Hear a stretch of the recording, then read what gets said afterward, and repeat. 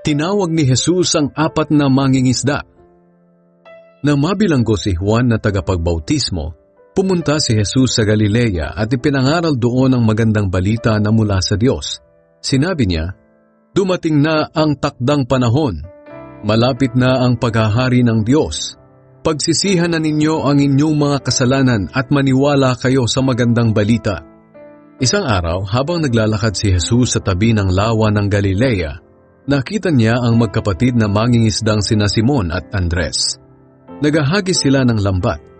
Sinabi ni Jesus sa kanila, "Sumunod kayo sa akin at gagawin ko kayong mangingisda ng mga tao." Iniwan nila agad ang kanilang mga lambat at sumunod sa kanya. Nagpatuloy si Jesus sa paglalakad at sa di kalayuan ay nakita naman niya ang 2 anak ni Zebedee na sina Santiago at Juan na nag-aayos ng kanilang lambat sa bangka nila. Agad silang tinawag ni Jesus. Iniwan nila sa bangka ang ama nilang si Zebedee at ang mga tauhan nila at sumunod kay Jesus.